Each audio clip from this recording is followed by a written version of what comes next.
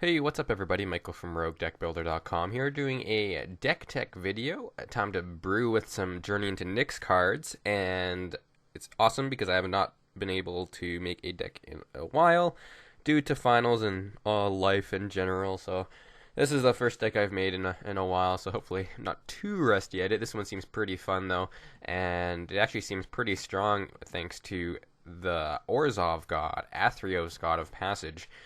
So this is a Dega aggro deck essentially. Dega is not a very popular color combination within Standard, but we get access to a couple of sweet cards by doing a little bit of red. By dabbling in a little bit of red, we at least get some good sideboard cards through cards like Rakdos's Return and Rakdos Charm. And then we have for our creatures, Timuret and Hellhole Flailer. So I'll get into those. What you'll notice is that there's a lot of different ways of attacking your opponent through this deck by sacrificing, and that's what's really sweet about it, is that we can essentially play a regular creature-based aggressive strategy with a little bit of removal, and then on top of that, if we need to reach mid to late game, we can sack our creatures for a ton of damage thanks to Athreos. So this type of deck normally wouldn't be playable in my opinion, but I think with the addition of Athreos, strategies like this can actually work, and they can work quite well. We're already essentially playing a human aggro type deal, but Athreos allows us to be a little bit more, have a little bit more prominent late game, I guess you could say. So we'll just go through the non-creature spells first because there's not that many. I'm someone who, you probably know, already enjoys just hard removal, even in an aggro deck. So we got 2 Doomblades, 2 Ultimate Price, 3 Dreadbore, and 3 Thoughtseize. I went Dreadbore over something like Hero's Downfall because in this type of deck, when we're going to be utilizing some of our mana for sacrificing, like with Timuret, we want to be able to utilize as much mana as possible and make it as efficient as possible. Sorry, but we still want to be able to kill off Planeswalkers and other troublesome creatures. So I decided to go Dreadbore. It is a little bit tough because it is sorcery speed, but at the same time it's not too big of a deal for us. And then 3 Thoughtseize, just because Thoughtseize is one of the best cards in Standard. If you're playing a black based deck, there's really no reason not to include it unless you absolutely have no reason to lose life or something along those lines. But I really enjoy the card. It protects your hand, protects everything else, gets cards that are hard to deal with out of their hand before they can actually play them, things like that. So just all around an amazing card. 2 Doomblade and 2 Ultimate Price just for a little bit of varied removal. It is a little bit tough to choose what kind of removal I wanted, but I overall love Doomblade, and especially since Mono Black isn't just the only deck being played. There's still other decks that are being played out there, so it's not terrible. And there's usually always something to hit unless you're playing against those decks. Ultimate Price, just because it's another nice 2 mana instant removal spell. Alright, so let's go on to the meat of things, the creature based. So this is a creature heavy strategy just because we want to utilize Athreos to his fullest. And here's Athreos for those of you guys who don't know. It was the Orzhov god that was spoiled in Journey into Nyx. Whenever another creature you own dies, return it to your hand unless target opponent pays 3 life. So this is the reason, pretty much the main reason why we're playing this type of deck. Normally I don't think this deck would work out, but because of Athreos, it allows us to play cards that we're able to sacrifice aggressively or play really aggressively and not worry about them dying because of Athreos. And because there's a lot of enchantment hate going on, enchantment hate is going to be on the rise for sure, especially once once Return to Ravnica rotates out. There'll be so much enchantment hate, in my opinion. And even in the sideboard, everyone usually has some sort of enchantment hate. So Athreos, I wanted to include 3 of rather than just a 2 of. Especially since he's so aggressively costed, we want him early. We want him out as early as possible. So I might even consider playing 4 of him. We'll see how things go. He, of course, is something that I wouldn't want 2 of in my hand, but at the same time, it is something that we want early on, and we do expect him to die or get removed at some point, probably. And then moving down to some of our other creatures, we have 4 copies of Daring Skyjack. Just overall a solid card, and because we're playing Zathard Necromancer, we are going to be going with a heavy human strategy. Um, Daring Skyjack's is overall a solid card because it has some evasion later on. Plus, on top of that, we're able to swing through cards like Sylvan Caryatid, things like that. So I like Daring Skyjack. We'll see how it works out since we're not playing like Brave the Elements or anything like that. But we're not too worried about things dying once we have Athreos out. So hopefully we can get him out early enough. 2 copies of Hellhole Flailer. So this is going to be an interesting card. But once I saw this card, it was one of the cards that made me want to go red and experiment with Athreos. It's a really great card because it has some decent evasion. Like, you are spending 4 mana essentially to get 4 damage, but 4 damage is still a very large chunk of damage, and later on in the game when you have a decent amount of mana and sometimes not enough things to spend it on, being able to swing with Hellhole Flailer, hopefully through an empty board or at least get damage through, deal 4 to them, and then sacrifice us right away, that's 8 damage in total, and that's a ton of damage. And on top of that, because we're trying to go with a heavy sacrifice mechanic with Athreos, because we sacrifice it, essentially we get to reuse that as a damage source the next turn if they don't pay the 3 life. So essentially when we sacrifice Hellhole Flailer, we can potentially be sacrificing for 7 points of damage, because if they pay the 3 life, we lose Hellhole Flailer permanently, but at the same time we're doing an extra 3 damage. So essentially that's 4 plus 3, because we're going to be unleashing it most of the time, which makes it 7 points of damage, which is a large chunk of damage. And so you can really see how this deck has a very nice amount of reach to it, especially later on in the game. And we have enough aggressively costed guys that we can essentially get a decent amount of damage early on and hopefully flood the board with threats, just to get enough early damage in that we can generally just build up our board state and start sacrificing creatures with Athreos on the board and really just punishing them that way. And reusing our guys if they get back in our hand, or they're just taking enough damage that they're going to die just from the free lightning strikes that we're getting. And then 3 copies of Painseer, just because I've played with this card and it's a really, really great early drop. Experimenting in my Dimir Beats deck, I found out I didn't really enjoy having more than 1 in my hand at times. So I knocked it down to 3 rather than play 4. Because we're playing Zathard Necromancer though, I might consider, and because we're running Timuret, I might consider just running 4 anyways, because at least it's a target for our sacrifices and things like that. But overall, it's really nice to have. Gains us card advantage. It allows us to get through our threats, which is definitely what this deck needs. Is we want to be able to at least get some more threats than we normally could. So even if we get 2 draws essentially is the minimum that we're hopefully getting off of Painseer. Not always happens, but 2 draws is essentially really, really good for this card to have. And 1 copy of Shadowborn Demon. So 1 copy of Shadowborn Demon is essentially just another removal spell for us, but it's another good drop for mid to late game. Because we're allowed to kill off a creature, as well as it allows us to just have a very large threat on the board. So a 5/6 for 5 is a very quick clock, especially with all the other sacrificing effects that we have. We can put them on a very quick clock. And at the same time, we're not very worried about sacrificing our own creatures to the trigger that he has. Because once we have Athreos out, if we sacrifice one of our creatures, we're still getting a free lightning strike off, or we're at least getting our guy back in our hand to play to keep fueling Shadowborn Demon to keep him on the field. So it works really, really well with Athreos, and like we're not going to be milling ourselves, so the chances of us having 6 creatures in our graveyard are very unlikely anyways.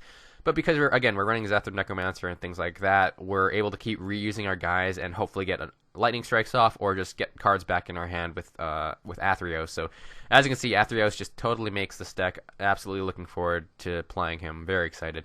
So just including because he has 5 mana costing, we don't want too many of him, and he's not essential to the deck, but it is nice for an extra removal spell, but at the same time having another threat on board, which is definitely what I like about it. Plus, the less higher costing cards we have, the less chances of killing ourselves with Painseer. And then for our earlier drops, 4 copies of Soldier of the Pantheon. Just overall a solid 1-drop. One of the best 1-drops in Standard. Protection for multicolored. We don't have really any ways to target it with multicolored, like enchanting it, so we don't have to worry about our own spells targeting it. But it also does gain us some life over time if we're playing against a Naya aggro deck or something along those lines where life really matters. It also helps alleviate the pain from all of our shocks plus pain sears. 3 copies of Thrillkill Assassin, just another great human to have. But the nice thing I like about this is it allows us to play very defensively against the aggressive decks and not worry about losing tempo, I guess you could say. Because, oops, sorry about the phone. Alrighty, where was I? Okay, Thrillkill Assassin. Yeah, with Athreos, like normally I don't really like Thrillkill Assassin, even in a pretty aggressive strategy. But because we're running Athreos, it allows us, especially against creature-based matchups, like even it's pretty nice because in control it's still a 2/3 for 2.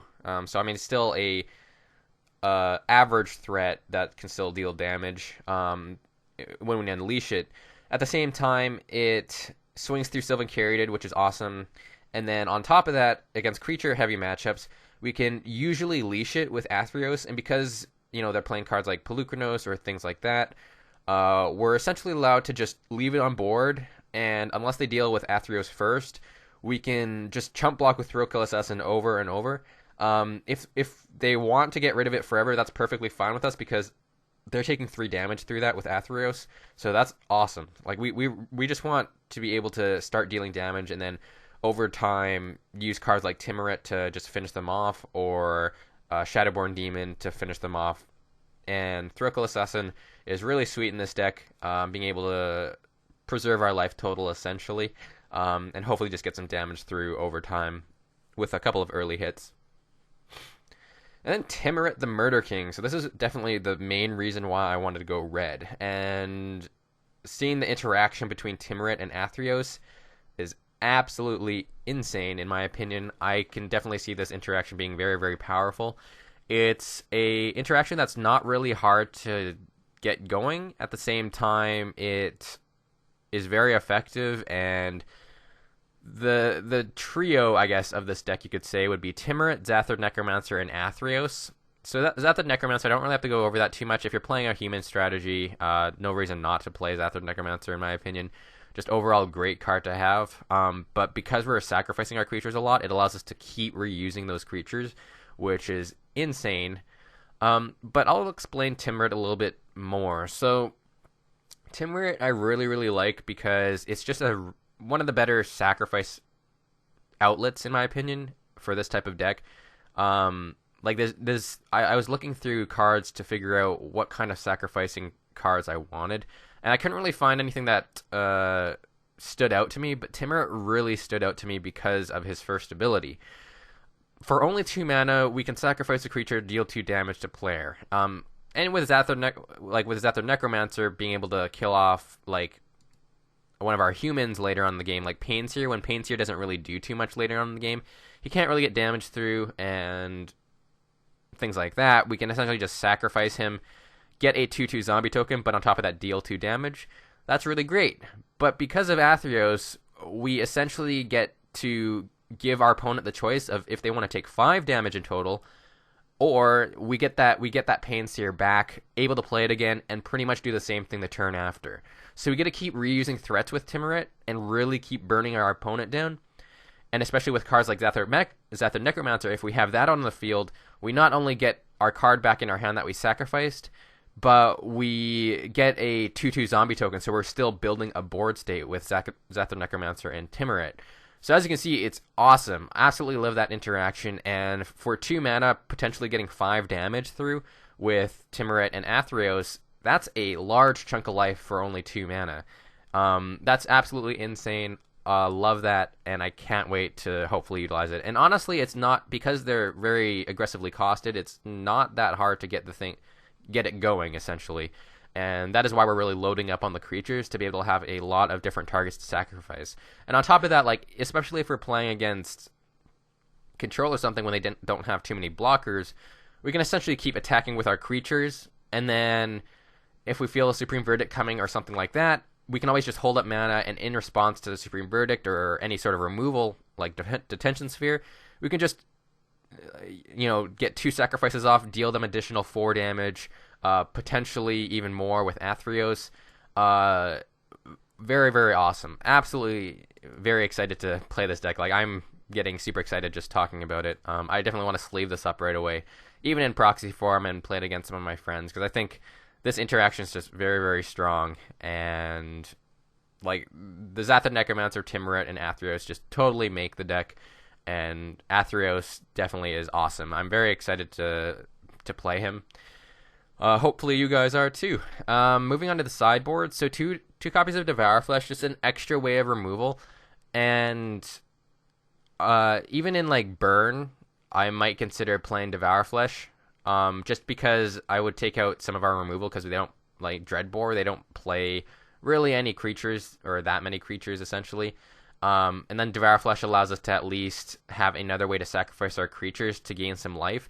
Like, we don't have very high costing creatures, but it still throws off Burn's math a lot, and because it's a matchup where every single point of damage counts, it really helps us. And because we're running Athreos, we're really not worried about killing off our creatures, because we'll get to reuse them essentially, unless our opponent wants to take 3 extra points of damage. 2 copies of High Priest of Penance is just a really underrated card in my opinion. Only being 2 mana, he's not that hard to cast. He's not meant for damage, but he's nice because we are running Zathra Necromancer and Athreos. So essentially, in the creature-based matchups like green-red monsters, we're allowed to play at turn 2, and even if they play Domri or something like that, they can't fight against High Priest of Penance. It's a lot harder for them to swing through, and they essentially have absolutely no way, unless they're playing Jund monsters, to get rid of High Priest of Penance without attacking with their creatures. So this allows us to, once we have Athreos on the board and High Priest of Penance, we're allowed to block, kill off a Domri, or kill off a Pelucranos or some other large creature. Doesn't get hit by Stormbreath Dragon, sadly, but that's a minor detail. We're still able to kill Planeswalkers and stuff like that. On top of that, if they don't decide to at least give it back to us in our hand, we're essentially dealing damage to them, which is awesome. So High Priest of Penance is really sweet in this deck. 2 copies of Keening Apparition. It's just another good card against the control matchup. It's a threat that we're able to play on board to deal damage, but at the same time, it's harder for them to play cards like Detention Sphere. And at the same time, because Athreos really makes this deck, because we're playing Athreos, it allows us to sack, kill off a Detention Sphere, and they're going to take an additional 3 damage. Or we're able to get this card back in our hand and utilize it to killing off another Detention Sphere in the future. So very, very sweet there. 2 copies of Obzidot, Ghost Council. So this is just another card to bring in for the control matchups. Just very hard for them to deal with. And even if it ends up dying, essentially, again, we get it back in our hand to play out. But on top of that, more often than not, they'll probably pay the 3 life unless they're going to die the turn, or unless they're going to die that turn. So we're able to get a lot of damage through that way. 2 copies of Rakdos Charm. So this is a little bit of an interesting one.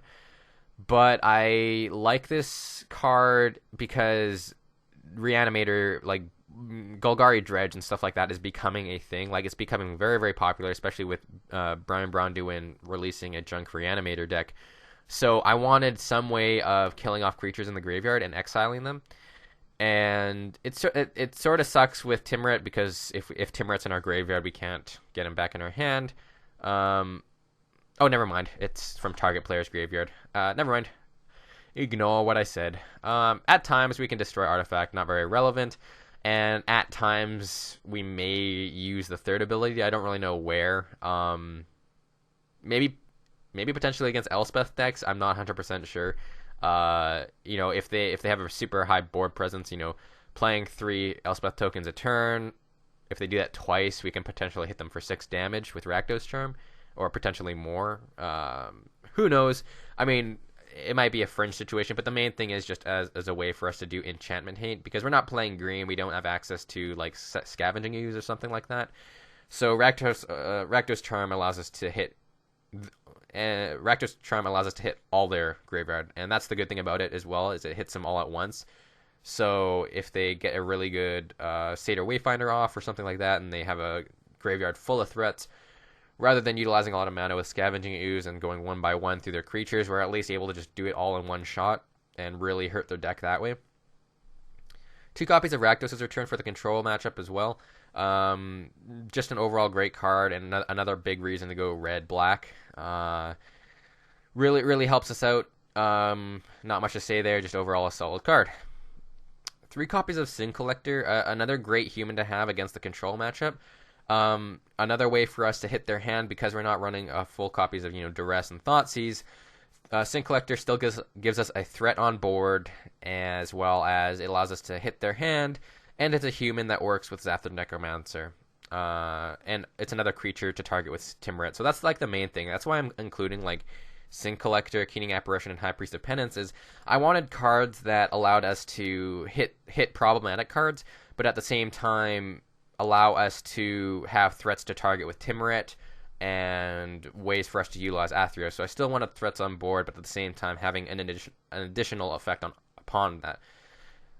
Because I was experimenting, I was going to play Duress instead of Sin Collector, but at the same time, Sin Collector is just a threat on board and does the same effect on top of at least being able to have synergy with the rest of our creatures. So that's the deck, guys. Hope you guys enjoyed watching this. I'm really excited to play this deck, and I think it's going to be a very, very fun deck and potentially quite powerful with Athreos. This card is absolutely awesome, I think, and I think he's going to be a really, really big contender. I think he's one of the best gods next to like Thassa. So yeah, I'm going to proxy this up, sleeve it up, and hopefully get some games out for you guys in the upcoming weeks, and I'll definitely try out this deck. If you guys have any suggestions for this deck, other good sacrificing cards, feel free to let me know. I'll definitely take a look at them, or just any general suggestions you have to the deck. And again, I'll get back to those as well. So thank you guys for watching, and I hope you guys have a great day.